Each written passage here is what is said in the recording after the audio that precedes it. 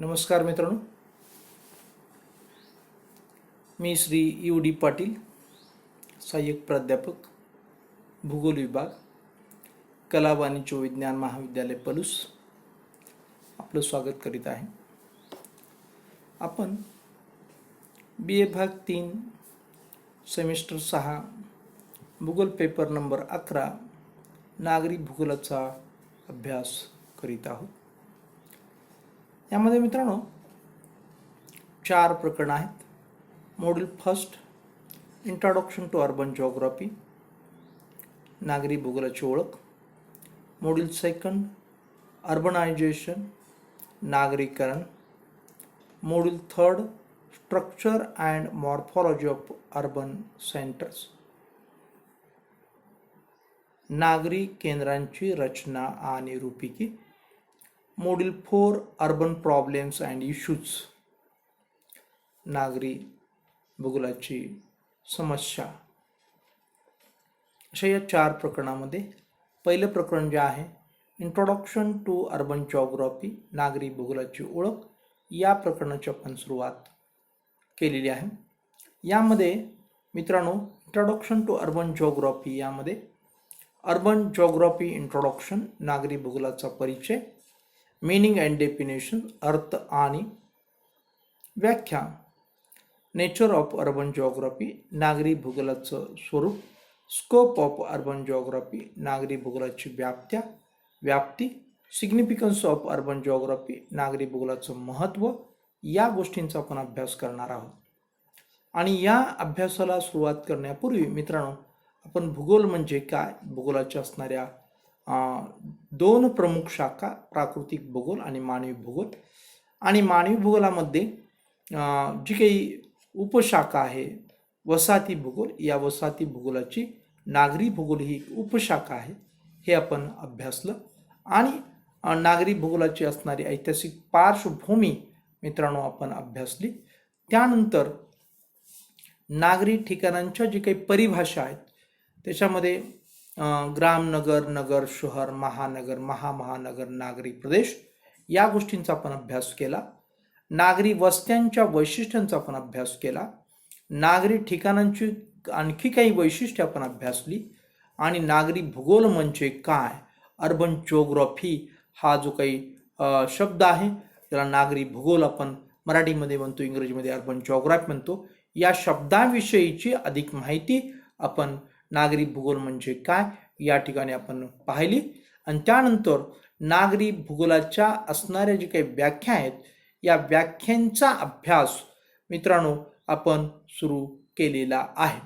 आणि हा जो काही अभ्यास आहे हा अभ्यास आपण अनेक तज्ज्ञांच्या व्याख्या अभ्यासल्यानंतर आपण नागरी भूगोलाच्या स्वरूपाकडं आपण ओळलोय.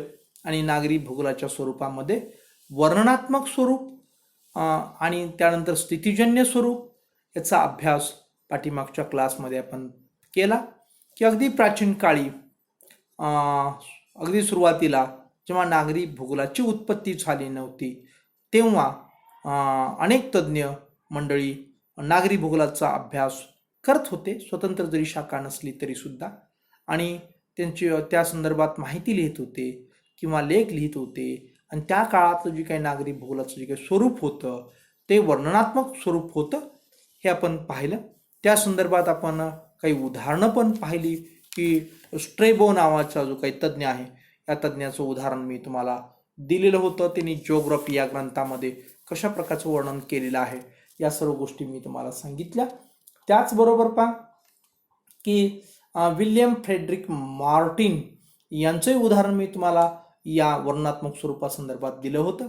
आणि त्यानंतर मित्रांनो आपण स्थितिजन्य स्वरूप पाहिलं की 20व्या शतकाच्या प्रारंभी जेव्हा नागरी भूगोल ही स्वतंत्र शाखा म्हणून उदयास आली तेव्हा चा जो स्वरूप होतं नागरी भूगोलाचं ते स्थितिजन्य प्रकारचं होतं. आणि त्यामध्ये B.B. डिकिन्सन, ब्लाशर, कुर्ट हायसर या तज्ज्ञांचं योगदान किंवा या तज्ज्ञांनी लिहिलेली पुस्तकं किंवा त्यांचं असणारं योगदान या संदर्भातली गोष्टींची आपण चर्चा पाठीमागच्या क्लासमध्ये केली आणि शेवटी आपण असा निष्कर्ष काढला की स्थितीजन्य स्वरूपाचा अभ्यास करताना त्या नगराच्या स्थानाचा आणि स्थितीचा अभ्यास केला जातो. हे इथपर्यंत चा भाग पाठीमागच्या क्लासमध्ये आपण पाहिला होता. आणि आज आपल्याला मित्रांनो क्षेत्रीय स्वरूप म्हणजे काय हे आपल्याला पाहायचं आहे. तर आपण स्वरूपामध्ये क्षेत्रीय जी काही स्वरूप आहे नागरी भूगोलाचं, याच्यामध्ये विशेषतः 1915 मध्ये पॅट्रिक गिड्स यांनी नागरी ठिकाणांच्या विस्तृत स्वरूपात अधिक सखोल पद्धतीनं पाहिलं आणि त्यास कॉन्युर्बेशन असे नाव दिले. म्हणजे या ठिकाणी पॅट्रिक गिड्स यांनी नगरांचा असणारा जो काही विस्तार आहे त्या विस्ताराकडं लक्ष केंद्रित केलेलं आहे. विस्तृत स्वरूपात म्हणलेलं आहे, लक्षात घ्या. आणि अधिक सखोल म्हणजे फक्त नगरांचा विस्तारच नाही आहे, तर त्याचा सखोल अभ्यास याकडं सुद्धा त्यांनी या क्षेत्रीय स्वरूपामध्ये लक्ष केंद्रित केलेलं आहे असं आपण म्हणू शकतो. किंवा त्यांनी 1915 मध्ये तशा प्रकारचा अभ्यास सुरू केला, त्यास आपण क्षेत्रीय स्वरूप असं म्हणू शकतो. त्यास त्यांनी कॉन्युर्बेशन असं नाव दिलं. या विस्तृत किंवा संलग्न असणाऱ्या नागरी पट्ट्यास त्यांनी कॉन्युर्बेशन असं नाव दिलेलं आहे. तर 1924 मध्ये नागरी भूगोलाची एक सर्वसाधारण व्याख्या ओरुशा या तज्ज्ञानं करण्याचा प्रयत्न केला. या तज्ज्ञाने मित्रांनो recent contribution to urban geography या आपल्या लेखात असे म्हटले आहे की नागरी भूगोलात मानवी भूगोला इतकेच विषय समाविष्ट आहेत. म्हणजे मित्रांनो या ठिकाणी आपल्याला एक महत्त्वपूर्ण गोष्ट आपण लक्षात घेतली पाहिजे की ओरुशा या तज्ज्ञानं जे काही नागरी भूगोलाचं जे काही स्वरूप आहे ते स्वरूप मानवी भूगोलाच्या स्वरूपापेक्षा कणभरही कमी नाही असं त्या ठिकाणी सांगितलेलं आपल्याला पाहावयास मिळतं. की नागरी भूगोलामध्ये ज्या ज्या गोष्टींचा अभ्यास होतो तो आपल्याला मानवी भूगोलात पाहायलाच मिळतो. किंबहुना मानवी भूगोलातील सर्व गोष्टींचा अभ्यास किंवा सर्व विषयांचा अभ्यास नागरी भूगोलात सुद्धा समाविष्ट आहे. अशा प्रकारचं स्वरूप आपल्याला ओरुशाने नागरी भूगोलाच्या व्याख्येमधून स्पष्ट केलेलं आहे असंही आपण या ठिकाणी म्हणू शकतो. त्यांनी 1924 मध्ये एक लेक सिटीज ऑफ द बेसिन या पुस्तकामध्ये नगराचं जे काही वर्णन आहे त्या वर्णनाचं विशेषतः नगराचं क्षेत्रीय अभ्यास आहे तो क्षेत्रीय अभ्यास त्या ठिकाणी आपल्याला पाहायला मिळतो. म्हणजे फक्त वर्णन नाही तर क्षेत्रीय वर्णन, क्षेत्रीय प्रकारचा अभ्यास त्या ठिकाणी आपल्याला त्यांनी भर दिलेला पाहायला मिळतो. क्षेत्रीय अध्ययनावरती भर दिलेला आपल्याला पाहायला मिळतो. आणि अशा प्रकारे 1915 मध्ये असं आपण म्हणू शकतो की साधारणपणे की नागरी भूगोलाचं जे काही स्वरूप आहे हे स्वरूप अत्यंत अल्प काळात बदललेलं आहे. स्थितीजन्य स्वरूप तर आपण पाहिलं की 20व्या शतकाच्या सुरुवातीलाच पहिल्या दशकामध्येच आपल्याला स्थितीजन्य स्वरूप आपल्याला नागरी भूगोलाचं पाहायला मिळालं. तर दुसऱ्या दशकामध्ये म्हणजे 1915 मध्ये आपल्याला त्याचं जे काही स्थितीजन्य स्वरूप आहे हे स्वरूप बदललेलं आपल्याला पाहायला मिळतं.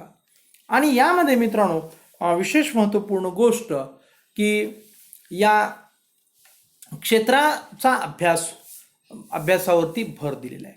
म्हणजे ते क्षेत्र लहान आहे, ते क्षेत्र मध्यम आहे, ते क्षेत्र अधिक विस्तृत आहे, ते क्षेत्र अधिक विशाल आहे, या गोष्टीवरती भर दिलेला आहे आणि त्याचं सखोल असं अभ्यास या क्षेत्रीय स्वरूपामध्ये झालेला आपल्याला पाहावयास मिळतो. आणि म्हणून हे क्षेत्रीय जे काही स्वरूप आहे यामध्ये त्या नगरांच्या विस्तारावरती अधिक भर दिलेला आपल्याला पाहायला मिळतो. आणि मित्रांनो, यानंतर जे काही स्वरूप प्राप्त झालं नागरी भूगोलाला ते आहे नागरी भूगोलाचे नियोजनात्मक स्वरूप. आता नियोजनात्मक स्वरूप विशेषतः 20व्या शतकाच्या चौथ्या दशकामध्ये म्हणजेच 1938मध्ये कोब्री या तज्ज्ञाने नागरी भूगोलाच्या प्रारंभिक अध्ययनाच्या स्वरूपास, ज्यामध्ये स्थान व स्थिती यांना महत्त्व दिले जात होते, त्यास अनावश्यक संबोधले. लक्षात घ्या. आणि कोब्री यांनी नागरी भूगोलाच्या अभ्यासकांना अधिक खोलवर जाण्याचे आवाहन केले. आणि मित्रांनो, याचा परिणाम असा झाला की नागरी भूगोलाचा जो काय अभ्यास होता तो वर्णनात्मक होता, स्थान व स्थितीपुरता मर्यादित होता किंवा क्षेत्रापुरता मर्यादित होता. ते नियोजनात्मक स्वरूपामध्ये कोब्री यांनी केलेल्या आव्हानानुसार किंवा फक्त स्थान व स्थितीलाच फक्त महत्त्व देऊन चालणार नाही, तर अधिक असा अभ्यास होणं आवश्यक आहे, या गोष्टीवरती लक्ष केंद्रित केलं आणि शिवाय इतरांनाही आव्हान केलं. आणि मग त्या गोष्टीचं आपल्याला लाभ झालेला पाहायला मिळतो की यामध्ये अनेक गोष्टी विशेषतः सखोल दृष्टिकोनातून अभ्यासल्या जाऊ लागल्या आणि त्याचं नियोजनात्मक स्वरूपाकडे सुद्धा हे शास्त्र ओळलेलं आपल्याला पाहायला मिळतं. मित्रांनो, कोब्री यांच्या या दृष्टिकोनापूर्वी वॉल्टर क्लिस्टर यांच्या केंद्रीय स्थिती सिद्धांताने नागरी भूगोलाच्या अभ्यासकांचं लक्ष वेधलं होतं. नागरी ठिकाणांच्या विकासांचा त्यांच्या स्वरूपावर मोठा प्रभाव पडतो. पहा, म्हणजे नागरी ठिकाणांचं जे काही विकास आहे, हा विकासाचा नागराच्या स्वरूपावर मोठा प्रभाव पडतो, हे वॉल्टर क्लिस्टरनी केंद्रीय स्थिती सिद्धांतामध्ये आपल्याला लक्षात आणून दिलेलं आहे. ही महत्त्वपूर्ण गोष्ट नियोजनात्मक स्वरूपाच्या दृष्टिकोनातून अत्यंत आवश्यक आहे. नागरी ठिकाणांचा जो काही विस्तार असतो, तेथील वाहतुकीची जी काही साधनं असतात किंवा त्या वाहतुकीच्या साधनामध्ये झालेली प्रगती असते आणि त्यामुळे निर्माण होणारी जी काही समस्या असतात, या गोष्टींचा अभ्याससुद्धा नियोजनात्मक स्वरूपामध्ये होऊ लागला. हेही या ठिकाणी विचारात घेणं आवश्यक आहे. 1925 ते 1930च्या दरम्यान Chicago school of human ecology या संस्थेनं शहरांच्या विभिन्न आर्थिक व सामाजिक शक्तीद्वारा निर्माण होणाऱ्या भूमी उपयोजनाच्या विभाजनाचे अध्ययन केले.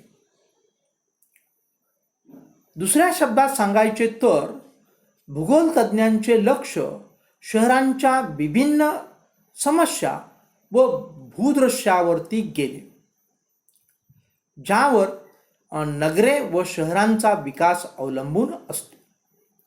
हे 1925 ते 30 या दरम्यान जी काही परिषद झाली, Chicago school of human ecology, या परिषदेमध्ये किंवा या संस्थेनं जो काही अभ्यास केला, त्या अभ्यासामध्ये शहराचं आर्थिक आणि सामाजिक शक्तीद्वारा निर्माण होणारं जे काही भूमी उपयोजनाच्या नियोजनाचं अध्ययन केलेलं आहे आणि भूगोलाला नियोजनात्मक स्वरूप प्राप्त करून देण्याचा प्रयत्न किंवा या ठिकाणी चालना मिळाली असं म्हणू शकतो. आणि त्यामुळं भूगोल तज्ज्ञांनी सुद्धा या ठिकाणी विशेष करून नगराच्या नियोजनावरती प्रकाश टाकण्याचा प्रयत्न केलेला आहे. आणि त्याचबरोबर नगरामध्ये असणारी जी काही समस्या आहेत किंवा नगरामध्ये असणारी विविध अशी प्रकारची सिच्युएशन आहे त्यावरती सुद्धा मित्रांनो या ठिकाणी सुरुवात झालेली आहे. आणि हे नियोजनात्मक स्वरूपाच्या दृष्टिकोनातून अत्यंत महत्त्वाचं आहे असं आपण या ठिकाणी म्हणू शकतो. आणि त्यानंतर मित्रांनो आपण दुसरी एक महत्त्वपूर्ण गोष्ट या नियोजनात्मक स्वरूपाच्या संदर्भात अभ्यासणं आवश्यक आहे. आणि ती गोष्ट म्हणजे की खऱ्या अर्थानं दुसऱ्या महायुद्धापूर्वी नगरात किंवा शहरात झालेली जी काही औद्योगिक प्रगती आहे यामुळं शहर मित्रांनो खूप अस्ताव्यस्त वाढली आणि याला कोणत्याही प्रकारचं नियोजन नव्हतं आणि त्या शहरामध्ये भयानक अशी परिस्थिती निर्माण झाली होती. परंतु ही दुसऱ्या महायुद्धापूर्वीची परिस्थिती असली तरी दुसरं महायुद्ध सुरू झालं आणि एक गोष्ट घडली की असं अस्ताव्यस्त वाढलेल्या शहराचं उद्ध्वस्तकरण सुरू झालं. अस्ताव्यस्त वाढलेल्या शहरांचं उद्ध्वस्तीकरण सुरू झालं दुसऱ्या महायुद्धामध्ये. कारण त्या शहरामध्ये बॉम्ब वर्षाव होऊ लागले, शहरावरती बॉम्ब वर्षाव होऊ लागले आणि शहरं उद्ध्वस्त झाली किंवा शहरांची नासधूस झाली असं आपण म्हणू शकतो. आणि मित्रांनो त्यानंतरच्या काळात म्हणजेच दुसरं महायुद्ध होऊन गेलं आणि त्यानंतर मग एक महत्त्वपूर्ण गोष्ट आपल्याला पाहायला मिळायला लागली की या उद्ध्वस्त झालेल्या शहरांच्या पुनर्बांधणीसाठी एक विकासाचा आराखडा, नियोजनाचा आराखडा तयार करण्याची गरज भासू लागली.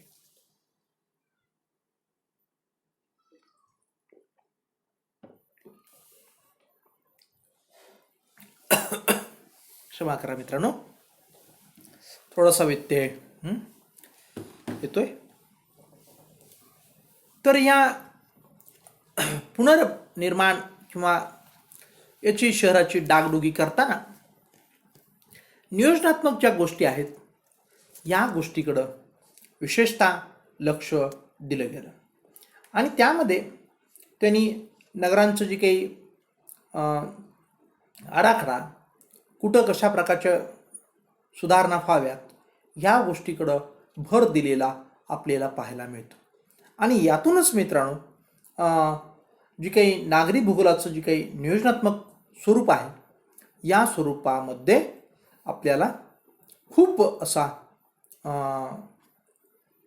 विकास झाला आणि त्याचा विशेष करून नगरांनाही फायदा झाला, ज्याला ॲप्लायड सायन्स म्हणतो आपण. ॲप्लायड सायन्सला अलीकडं खूप महत्त्व आहे. तर हे दुसऱ्या महायुद्धानंतर त्याला वेग आलेला आहे. ॲप्लायड म्हणजेच समाज उपयोगी जी काही अभ्यास असतो किंवा जी काही माहिती असते त्याला आपण ॲप्लायड म्हणतो. तर ही समाज उपयोगी गोष्ट घडलेली आहे की नगरांचं जे काही नियोजनात्मक अभ्यास झाला आणि त्याचा प्रत्यक्ष वापरसुद्धा झाला आणि त्याला गतीसुद्धा आली आणि हे नागरी भूगोलाच्या नियोजनात्मक स्वरूपामध्ये दुसऱ्या महायुद्धानंतर विशेष करून घडलेलं आपल्याला पाहायला मिळतं. त्याच्यानंतर परिवर्तनशील स्वरूप, अर्थात आपण सुरुवातीपासून पाहतच आहोत की वर्णनात्मक स्वरूपानंतर स्थितिजन्य स्वरूप, स्थितिजन्य स्वरूपानंतर क्षेत्रीय स्वरूप, क्षेत्रीय स्वरूपानंतर नियोजनात्मक स्वरूप, यालाही आपण परिवर्तनशील स्वरूप या सर्व गोष्टींना आपण म्हणू शकतो. मित्रांनो प्रत्येक गोष्टीमध्ये बदल हे होत असतात आणि या बदलांचा अभ्यास किंवा बदलांची दखल या परिवर्तनशील स्वरूपामध्ये नागरी भूगोलाच्या घेतली गेली. एकत्रितरित्या वरील सर्व स्वरूपांचा अभ्यास म्हणजे परिवर्तनशील स्वरूप आहे असं म्हटलं तरी काही चुकीचं होणार नाही. आणि दुसऱ्या बाजूने असंही वर्णन आपल्याला करता येईल की शहर म्हणजे की निर्जीव नसून सजीव आहेत. आणि मित्रांनो ती फक्त मानवाच्या बुद्धीच्या जोरावरती त्या शहरामध्ये बदल घडतात आणि हे बदल परिवर्तनशील असतात, बदलणारे असतात, किंबहुना अनेक पुस्तकामधून गतिशील स्वरूप असंही नागरी भूगोलाच्या स्वरूपाचं वर्णन केलं जातं. म्हणजे फक्त परिवर्तनच नाही आहे, तर त्याला वेग पण असतो. आपण आज जर पाहिलं तर उद्या ते शहरामध्ये बदल झालेला आपल्याला पाहायला मिळतो. आणि आज आणि उद्या यामध्ये असणारा कालावधी गती दर्शवते, म्हणून गतिशील स्वरूप असं नागरी भूगोलाचं आणखीन एक स्वरूप त्या ठिकाणी आपल्याला ॲड करता येतं. आणि परिवर्तन जे आहे, शहरांचं परिवर्तन हे खूप जलद असतं. याचं उत्तम उदाहरण म्हणजे पलूसच्या तुमच्या असणाऱ्या शहरासंदर्भात सांगता येतं. अर्थात पलूस हे संक्रमण अवस्थेतील शहर आहे किंवा नगर आहे असंही आपण म्हणू शकतो. संक्रमण अवस्था म्हणजे काय की ग्रामीण असणारं जे काही शहरावरची असणारी वैशिष्ट्ये आहेत किंवा प्राबल्य आहे, हे ग्रामीण झळाळी पाठीमागं पडत चाललेली आहे आणि शहरी झळाळी या नगराला किंवा या पलूसला प्राप्त होऊ लागलेली आहे. म्हणजेच हे संक्रमण अवस्थेतून मार्गक्रमण करत असताना तुम्हाला पलूसमध्ये होणारं जे काही परिवर्तन आहे हे परिवर्तन तुम्हाला रोज असं म्हटलं तरी चुकीच होणार नाही, पाहायला मिळतं. आणि किंबहुना हे जलद गतीने होत असल्यामुळं हे गतिशील आहे असंही तुम्हाला पाहायला मिळेल. म्हणजेच पलूसच्या या निरीक्षणातून तुम्हाला नागरी भूगोलाचं स्वरूप हे परिवर्तनशील स्वरूप आहे, गतिशील स्वरूप आहे, हे या ठिकाणी तुमच्या लक्षात आल्याशिवाय राहत नाही. फक्त पलूसच्या संदर्भातच हे लागू होतं असं नाही आहे मित्रांनो, तर संपूर्ण जगभर अशाच प्रकारचं जे काही नागरी भूगोलाचं स्वरूप आहे हे परिवर्तनशील आहे आणि गतिशील सुद्धा आहे. हे आपण विसरता कामा नये. याचं कारण मित्रांनो की प्रत्येकाला शहराचं खूप आकर्षण आहे आणि शहराकडं सर्व लोकांचं प्रचंड असा कल आहे. आणि यातूनच मित्रांनो काय होतं की मोठ्या प्रमाणात आपल्याला शहरांच्याकडं स्थलांतरित होत असल्यामुळं शहरांच्या विकासामध्ये, मग तो विकास क्षेत्रीय विकास असेल, लोकसंख्यात्मक विकास असेल, कार्यात्मक विकास असेल, याच्यामध्ये गती प्राप्त झालेली आणि या गतीमुळं परिवर्तनसुद्धा प्राप्त झाले किंवा परिवर्तनामुळं गती, गतीमुळं परिवर्तन असे एकमेकांशी संलग्न असणारे हे कन्सेप्ट आहेत. आणि यामुळं अशा प्रकारचं गतिशील स्वरूप किंवा परिवर्तनशील स्वरूप प्राप्त झालेलं आपल्याला पाहायला मिळतं. आणि हे सर्व कशामुळं की असणारं आकर्षण. या संदर्भात मी तुम्हाला उदाहरण पण देईन. पलूसच्या अवतीभोवती असणारी जी काही खेडी आहेत, या खेड्यातील लोकांना खूप आकर्षण असतं शहराचं आणि मग त्यांच्याजवळ आहे शहर ते म्हणजे पलूस. आणि मग त्यांना वाटतं की आपण पलूसमध्ये यावं, पलूसमध्ये राहावं. पलूसमधल्यांना वाटतं आपण सांगलीमध्ये राहावं, जिल्ह्याचं ठिकाण आहे. सांगलीमधल्यांना वाटतं कोल्हापूर अगदी सुटसुटीत हवेशीर कोकणस्थ नगरी आहे, आपण तिथं जाऊन राहावं. कोल्हापूरमधल्यांना वाटतं आपल्याला पुण्यामध्ये जाऊन राहावं. पुण्यामधल्यांना वाटतं मुंबईमध्ये राहावं आणि मुंबईमधल्यांना वाटतं दिल्लीमध्ये राहावं. दिल्लीमधल्यांना वाटतं टोकियोला जावं, लंडनला जावं किंवा अमेरिकेच्या न्यूयॉर्क सिटीमध्ये जावं. अशा प्रकारे आपापल्या असणाऱ्या आर्थिक क्षमतेनुसार या शहरांना आपल्यापेक्षा अधिक मोठ्या शहरांचं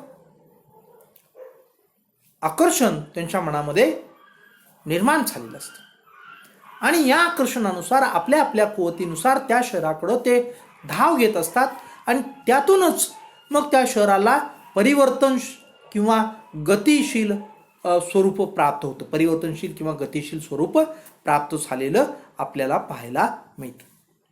हे या ठिकाणी आपण लक्षात घेणं आवश्यक आहे. आणि यानंतर शेवटचं स्वरूप आपण म्हणू की ज्याला क्रमबद्ध स्वरूप. या स्वरूपाला आपण सैद्धांतिकदृष्ट्या जर पाहिलं तर अत्यंत महत्त्व आहे की अभ्यास करायचा किंवा सिद्धांत मांडायचे, या सगळ्या ज्या गोष्टी आहेत या सगळ्या गोष्टींच्याकडं आपण पाहत असताना की एक महत्त्वपूर्ण गोष्ट लक्षात घेतली पाहिजे की हा अभ्यास सिस्टमॅटिक असावा असं कोणत्याही तज्ज्ञांना वाटणं आवश्यक आहे. आणि हा सिस्टमॅटिक जो अभ्यास आहे यालाच आपण क्रमबद्ध स्वरूप असं म्हणतो. हा सिस्टमॅटिक अभ्यास किंवा क्रमबद्ध स्वरूप जर असेल तर मग त्या विशिष्ट अशा विषयाला किंवा त्या विशिष्ट अशा भूगोलाच्या शाखेला किंबहुना आपण नागरी भूगोलाला म्हणूया की अधिक सैद्धांतिक किंवा अधिक शास्त्रीय स्वरूप प्राप्त होईल. कसंही वेडवाकडं शहर आहे, ठीक आहे, परंतु ते वेडवाकडं शहर जरी आपल्याला नव्यानं दुरुस्त करता येत नसेल, पाडता येत नसेल, तरी सुद्धा की निर्माण होणारी भविष्यकाळात उदयास येणारी शहरं अगदी सिस्टमॅटिक असावीत, नियोजनात्मक असावीत, यासाठी त्या नागरी भूगोलाच्या अभ्यासामध्ये एक क्रमबद्धपणा असणं आवश्यक आहे. आणि या दृष्टिकोनातून या नागरी भूगोलाचं जे काही स्वरूप आहे हे क्रमबद्ध स्वरूप त्याला प्राप्त झालेलं आपल्याला पाहायला मिळतं. मित्रांनो, या क्रमबद्ध स्वरूपामध्ये आपण जर बघितलं तर विशेष महत्त्वपूर्ण गोष्ट आहे ती म्हणजे की हे जे काही क्रमबद्ध स्वरूपामध्ये आणखीन एका गोष्टीचा आपल्याला उल्लेख करावा लागतो, तो म्हणजे शहरांच्या असणाऱ्या विस्तारावरून सुद्धा या नागरी भूगोलाचं क्रमबद्ध स्वरूप ठरतं असंही आपण म्हणू शकतो. की या संदर्भातला उल्लेख मी नागरी भूगोलाच्या परिभाषेमध्ये केलेला होता आणि त्या परिभाषेमध्ये तुम्हाला समजावून सांगितलं होतं. ते काय समजावून सांगितलं होतं की नगर हे सुरुवातीला ग्रामनगर असतं, नंतर काही नगर किंवा तेच नगर भविष्य काळामध्ये आपल्याला ग्रामनगरामधून नगरामध्ये त्याचं परिवर्तन होईल. त्यानंतर त्याचं परिवर्तन कदाचित शहरामध्ये होईल, त्यानंतर महानगरामध्ये होईल, महानगरामध्ये होईल, किंवा त्याचं स्वरूप आपल्याला संलग्न महानगरामध्ये होईल. या सगळ्या सिस्टमॅटिक असणाऱ्या या नगरांच्या विस्तारानुसार हा क्रम आहे किंवा ह्याला क्रमबद्ध स्वरूप आहे असं म्हटलं तरी हरकत नाही. तर मित्रांनो, आपण या ठिकाणी हे जे काही क्रमबद्ध स्वरूप पाहतोय हे क्रमबद्ध स्वरूप अनेक दृष्टिकोनातून या नागरी भूगोलाला सैद्धांतिक स्वरूप प्राप्त करून देते किंवा शास्त्रीय स्वरूप प्राप्त करून देते हे तुमच्या लक्षात आलं असेल. सुरुवातीचं क्रमबद्ध स्वरूपाचं वर्णन आणि हे पारिभाषिक जे काही कन्सेप्ट आहेत की ग्रामनगर, नगर, शहर किंवा महानगर, महानगर, संलग्न नगर, ह्या जे काही कन्सेप्ट किंवा ह्या संकल्पना आहेत, या संकल्पनानुसार सुद्धा मित्रांनो की क्रमबद्ध स्वरूपाला अत्यंत महत्त्व असलेलं आपल्या लक्षात येईल.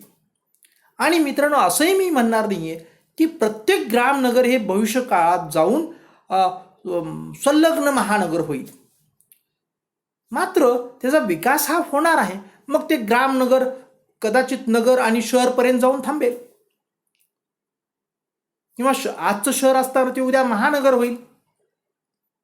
एखादं महानगर असेल ते उद्या महानगर होईल. महानगर असेल ते परवा आपल्याला संलग्न महानगर होईल. अशा प्रकारे याच्यामध्ये एकच शहर जरी सुरुवातीपासून शेवटपर्यंत जरी नाही या कन्सेप्टमध्ये क्रमबद्ध कन्सेप्टमध्ये जरी पोचत नसलं तरी एक दोन तरी त्यांनी टप्पे पुढं प्राप्त केलेले आपल्याला पाहायला मिळतात आणि हे क्रमबद्ध स्वरूपाचं वैशिष्ट्य आहे असंही आपण म्हणू शकतो. आणि अशा प्रकारे ही जी काही सगळी जी काही स्वरूपं आहेत, वर्णनात्मक स्वरूप असेल, स्थितिजन्य स्वरूप असेल, क्षेत्रीय स्वरूप असेल, नियोजनात्मक स्वरूप असेल, परिवर्तनशील स्वरूप असेल, क्रमबद्ध स्वरूप असेल, हे हळूहळू प्रोग्रेसिव्ह दृष्ट्या महत्त्वाची जरी आपल्याला वाटत असतील तरी पाठीमागची असणारी स्वरूपं अगदीच बिनकामाची आहेत, कुचकामाचे आहेत, त्यांना अभ्यासक्रमातून काढून टाकलं पाहिजे किंवा त्याचा आपण अभ्यास का करायचा असं समजता कामा नये. तर तो सर्व स्वरूपाचा पाठीमागील स्वरूपाचा जो काही भाग आहे, वर्णनात्मक, स्थितीजन्य, क्षेत्रीय, नियोजनात्मक, परिवर्तनशील, ही जी काही पायऱ्या आहेत आणि ह्या पायऱ्यानुसार काय होत गेलेलं आहे की नागरी भूगोलाचा अभ्यासाचं जे काही स्वरूप आहे, हा स्वरूपाचा विकास आहे, विस्तार आहे असं म्हटलं तरी चालेल. किंबहुना या अभ्यासातूनच वास्तविकपणे या शहरांचा विकास होतो किंवा या शहरांचं स्वरूप बदलून जातं, हेही प्रत्यक्षात आपल्याला पाहायला मिळतं. हेही या ठिकाणी लक्षात घेणं आवश्यक आहे. म्हणजे स्वरूप जे असतं नागरी भूगोलाचं स्वरूप, हे फक्त पुस्तकात अभ्यासासाठी नाही आहे मित्रांनो, तर हे प्रत्यक्षात तुम्हाला त्या शहरामध्ये पाहायला सुद्धा मिळणार आहे. लक्षात घ्या, हे या ठिकाणी विसरून आपण चालणार नाही. तेव्हा मित्रांनो, आपण या ठिकाणी आपण वेळ झालेला आहे आणि नागरी भूगोलाचं स्वरूप हा मुद्दा सुद्धा आपला संपलेला आहे. म्हणून या ठिकाणी आपण थांबूया. धन्यवाद.